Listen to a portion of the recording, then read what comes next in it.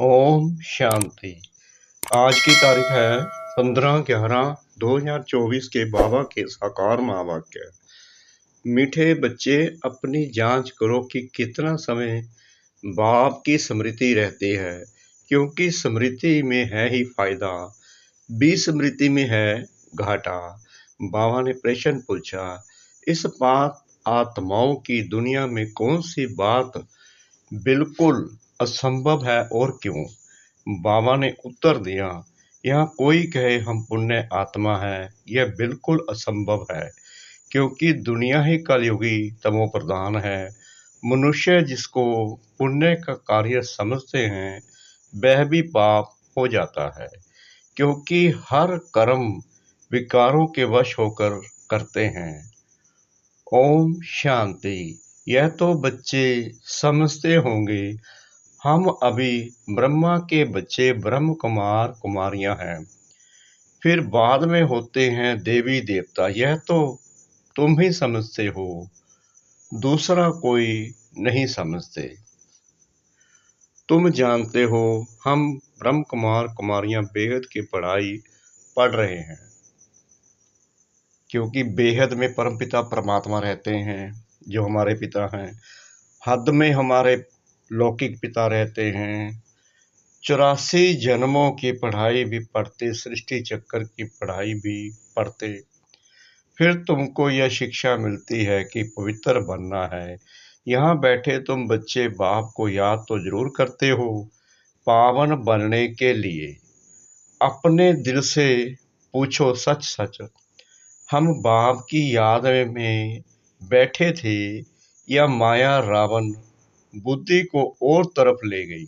बाबा कहते हैं, यहाँ तुम बैठे हो, मुरली सुनते हो, पढ़ते भी हो, ज्ञान धारण कितना तुम करते हो? अपने आप से पूछो, अपने को चेक करो। यह माया रावण बुद्धि को और तरफ ले गई, ये भी देखो कि हमारी बुद्धि किसी और तरफ तो नहीं भड़क रही थी। जब बाबा ज्ञान सुना रहे थे, बाबा ने कहा है माम एकम याद करो, मुझ एक को याद करो तो पाप कटे। अब अपने से पूछना है, हम बाबा की याद में रहे या बुद्धि कहाँ चली गई? स्मृति रहनी चाहिए। बाबा कहते हैं ये याद रहना चाहिए, कितना समय हम बाबा की याद में रहे, कितना समय हमारी बुद्धि कहाँ कहाँ गई। अपनी अवस्था को देखो, जितना टाइम बाप को याद करेंगे उससे ही पावर बनेंगे। सारा मदार याद पर है।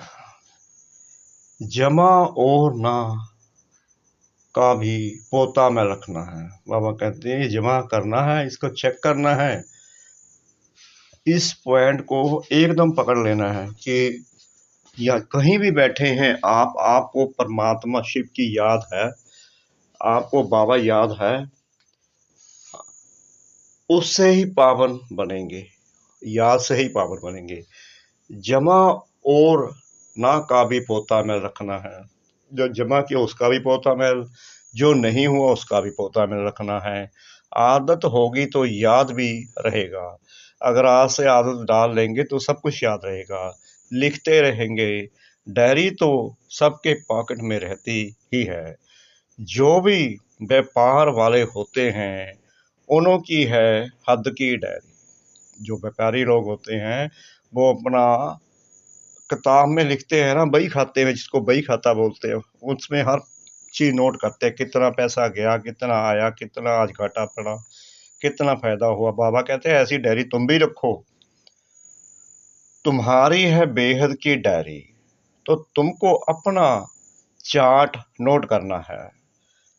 इसी बात को बाबा, कोई भी बात हो बाबा कहते हैं लिखो कि तुम्हारी बुद्धि कहीं इधर उधर तो नहीं भटकती पढ़ाई के समय। बाप का फरमान है धंधा आदि सब कुछ करो, परंतु कुछ समय निकाल मेरे को याद करो। बाबा कहते हैं काम कुछ भी कर तो, कुछ भी करो, करते रहो, लेकिन बुद्धि मेरी तरफ भी होनी चाहिए, मेरी याद आपको आनी चाहिए। हाँ, इस याद से ही तुम पावन बनेंगे। अपने पोता मैल को देख फायदा बढ़ाते जाओ। घाटा ना डालो। बाबा कहते हैं कि जो पोता नल चेक करोगे ना तो तुम्हारे से विकार भी निकल जाएंगे, पढ़ाई पर ध्यान भी रहेगा, तुम्हारा कल्याण भी होगा। तुम्हारी युद्ध तो है ना, साइकिल में फायदा साइकिल में घाटा, झट मालूम पड़ता है हमने फायदा किया या घाटा। तुम व्यापारी हो ना, कोई विरला यह व्यापार करे। स्मृति से है फायदा, विस्मृति से है घाटा। यह अपनी जांच करनी है, जिनको ऊंच पद पाना है उनको तो ओना रहता है। देखें हम कितना समय विस्मृति में रहे। यह तो तुम बच्चे जानते हो, हम सब आत्माओं का बाप पतित पावन है। हम असल आत्माएं हैं, अपने घर से यहाँ आए हैं, तो घर भी याद रहेगा। बाबा कहते जब अपने को चेक करोगे ना तो घर भी याद आएगा कि हम कहाँ से आए हैं, कहाँ किसके बच्चे हैं। ये शरीर लेकर पाठ बजाते हैं। शरीर विनाशी है, आत्मा अविनाशी है, क्योंकि शरीर तो खत्म हो जाना है, जल जाएगा। जो आत्मा है वो अजर अमर अविनाशी है, वो कभी भी मर नहीं सकती, सिर्फ चोला पकड़ती है। संस्कार भी आत्मा में रहते हैं। बाबा पूछते हैं, है आत्मा याद करो, इस जन्म के छोटेपन में कोई उल्टा काम तो नहीं किया है। याद करो, क्योंकि पिछले जन्म तो हमें याद ही नहीं आएंगे। लेकिन अब तो चेक कर लो, अब तो चेक कर लो कि हमने इस जन्म में कोई पाप तो नहीं किए। ये तो सब याद आएगा, पिछला नहीं याद आएगा। 3-4 वर्ष से लेकर याद तो रहती है। बाबा ये भी क्लियर कहते हैं कि 3-4 साल का तो आपको याद होगा, इस जन्म में पिछले 3-4 साल का तो याद होगा। हमने छोटेपन में कैसे बिताया है, क्या क्या किया है। कोई भी बात दिल अंदर खाती तो नहीं है। याद करो, सत्युग में पाप कर्म होते ही नहीं, तो पूछने की बात नहीं। बाबा कहते हैं जब आप सत्युग में आओगे तब तो मुझे पूछने की भी कोई बात नहीं, क्योंकि वहां तो विकर्म होते ही नहीं, फिर नहीं मैं पूछूंगा। यहाँ तो पाप होते ही हैं। मनुष्य जिसको पुण्य का काम समझते हैं वह भी पाप ही है। यह है ही पाप आत्माओं की दुनिया। तुम्हारी लेन देन भी है पाप आत्माओं से, पुण्य आत्मा यहाँ है ही नहीं। बाबा ने क्लियर कर दिया। पुण्य आत्माओं की दुनिया में फिर एक भी पाप आत्मा नहीं। पाप आत्माओं की दुनिया में एक भी पुण्य आत्मा नहीं हो सकती। जिन गुरुओं के चरणों में गिरते हैं वह भी कोई पुण्य आत्मा नहीं है। दिखाई देता सब अभी। यह तो है ही कलयुग, सो भी तमो प्रधान, तो इसमें कोई पुण्य आत्मा होना ही असंभव है, क्योंकि कलयुग चल रहा है। पुण्य आत्मा बनने लिए ही बाप को बुलाते हैं कि आकर हमको पावन आत्मा बनाओ। ऐसे नहीं, कोई बहुत दान पुण्य आदि करते हैं, धर्मशाला आदि बनाते हैं, तो वह कोई पुण्य आत्मा है नहीं। शादियों आदि के लिए हार आदि बनाते हैं, ये कोई पुण्य थोड़ी है।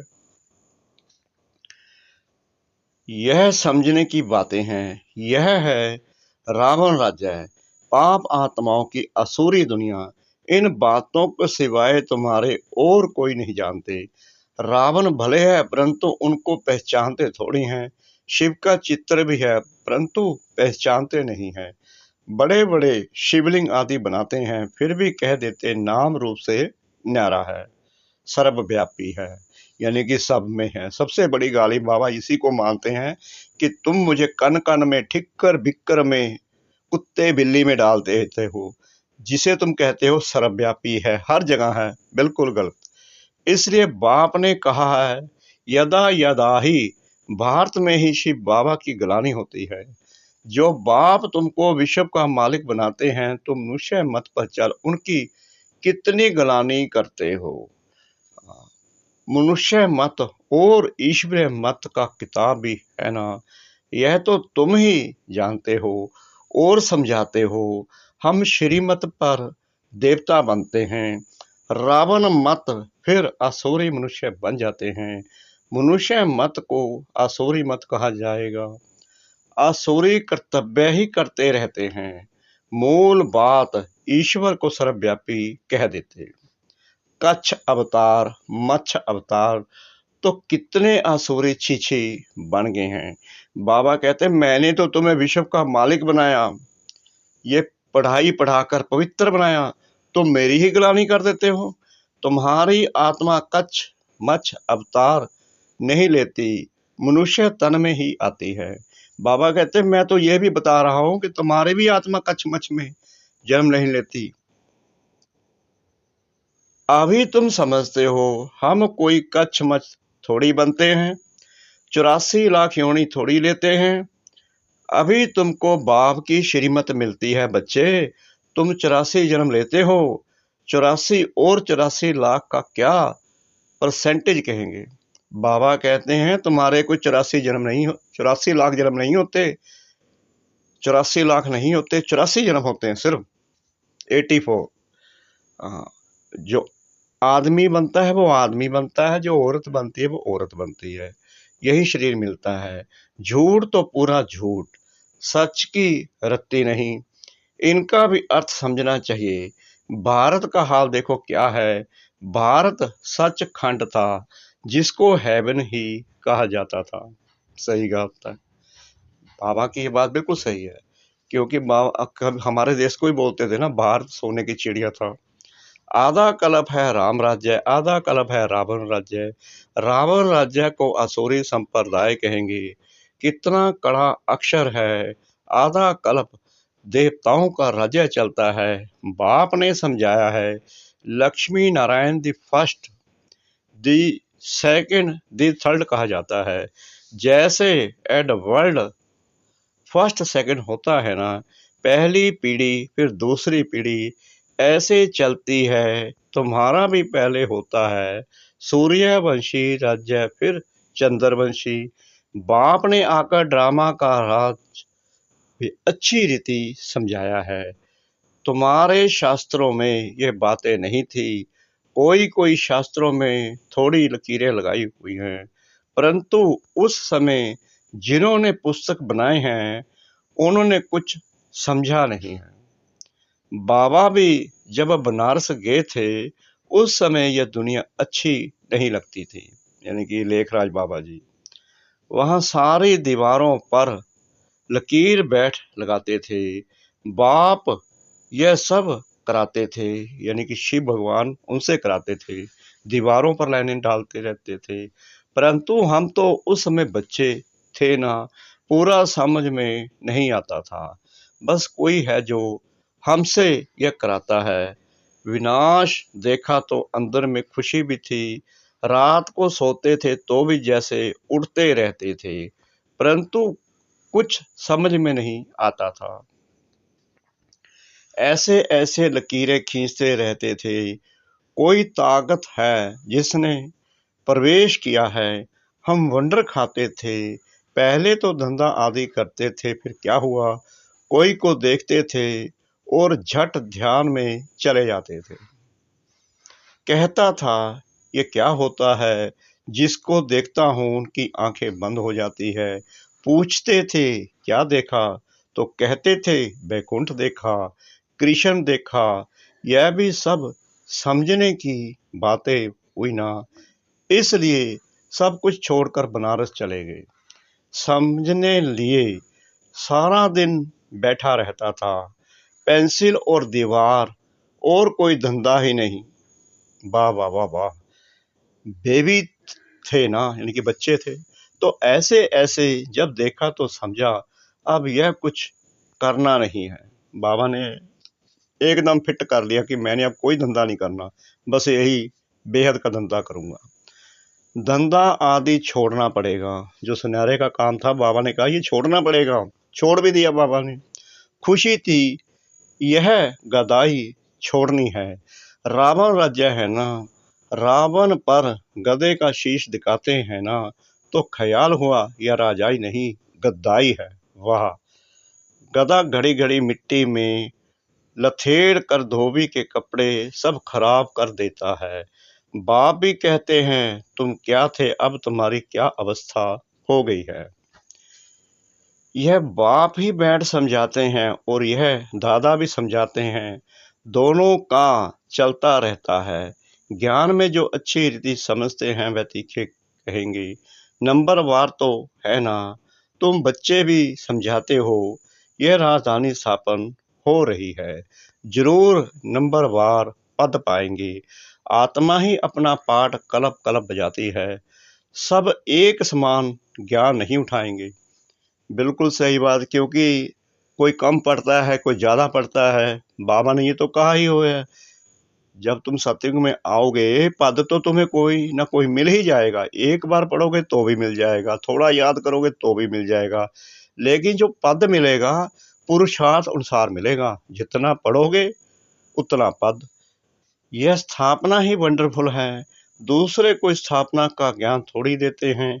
समझो सिख धर्म की स्थापना हुई, शुद्ध आत्मा ने प्रवेश किया, कुछ समय के बाद सिख धर्म की स्थापना हुई। उन्हों का हेड कौन? गुरु नानक। उसने आकर जप साहिब बनाया। पहले तो नई आत्माएं ही होगी। वाह वाह वाह वाह, सही बात। क्योंकि पवित्र आत्मा होती है, पवित्र को महान आत्मा कहते हैं। सुप्रीम तो एक बाप को कहा जाता है, वह भी धर्म स्थापना करते हैं तो महान कहेंगे, परंतु नंबरवार पीछे पीछे आते हैं। 500 वर्ष पहले एक आत्मा आई, आकर सिख धर्म स्थापन किया। उस समय ग्रंथ कहाँ से आएगा?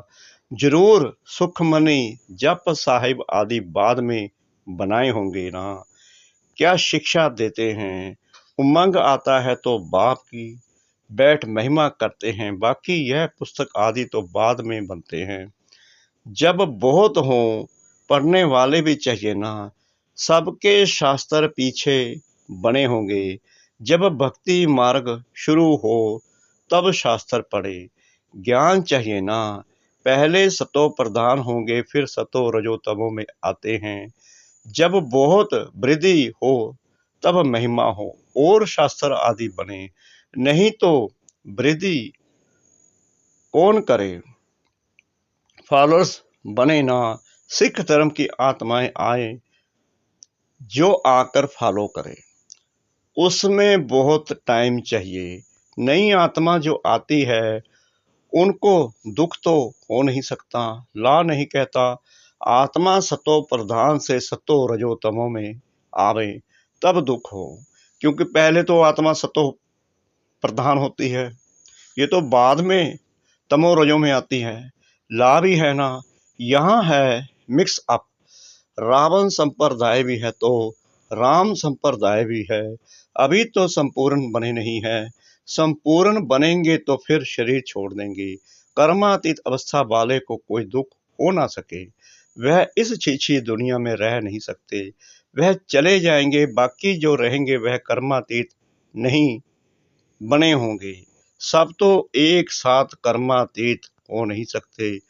फल विनाश होता है तो भी कुछ बनेंगे, प्रलय नहीं होती। गाते भी हैं, राम गयो रावण गयो। रावण का बहुत परिवार था, हमारा परिवार तो थोड़ा है, वह कितने ढेर धर्म है। वास्तव में सबसे बड़ा हमारा परिवार होना चाहिए, क्योंकि देवी देवता धर्म सबसे पहला है। अभी तो सब मिक्स अप हुए हैं, तो क्रिश्चियन बहुत बन गए हैं। जहाँ मनुष्य सुख देखते हैं, पोजीशन देखते हैं, तो उस धर्म के बन जाते हैं। जब जब पोप आता है तो बहुत क्रिश्चियन बनते हैं, फिर वृद्धि भी बहुत होती है।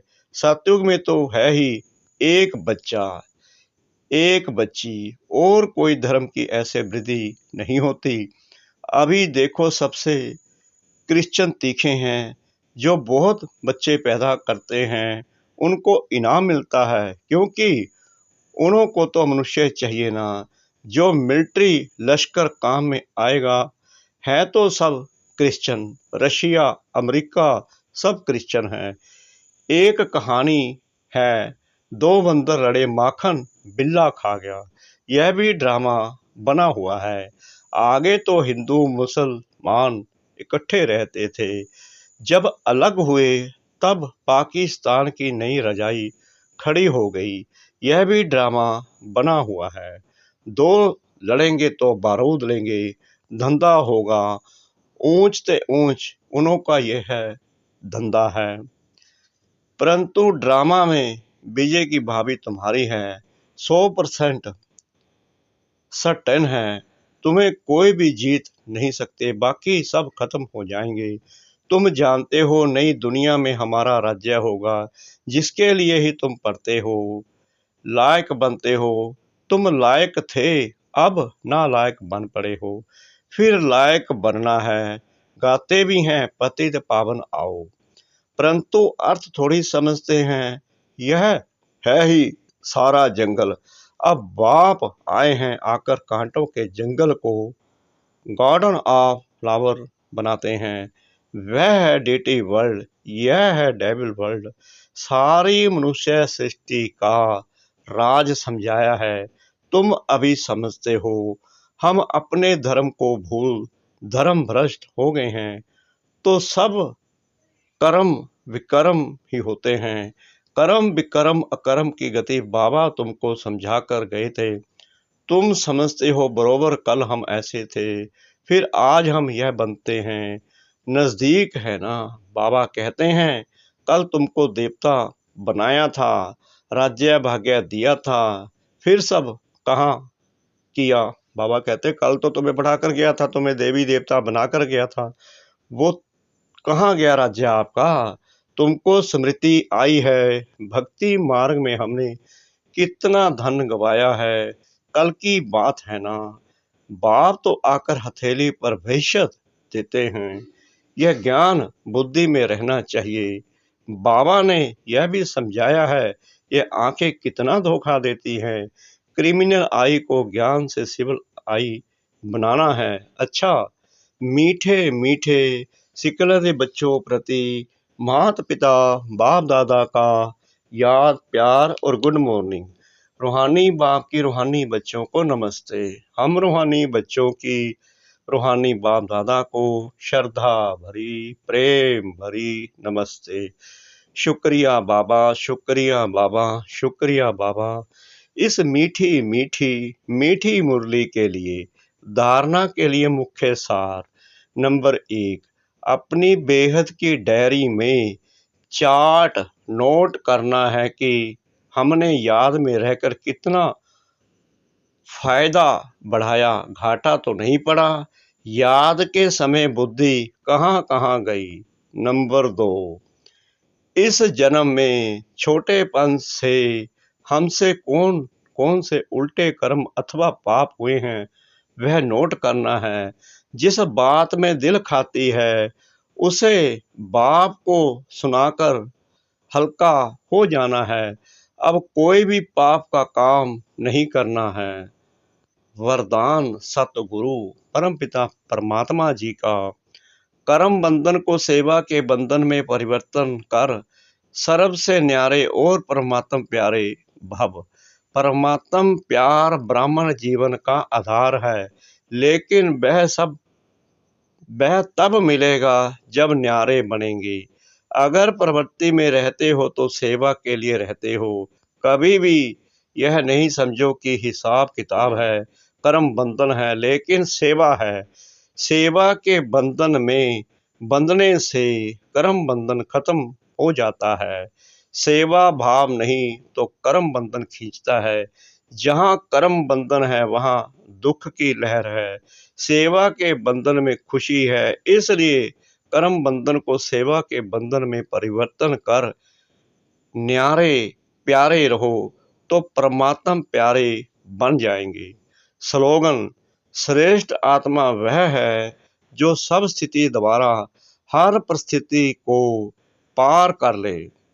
श्रेष्ठ आत्मा वह है जो सब स्थिति द्वारा हर परिस्थिति को पार कर ले। ओम शांति।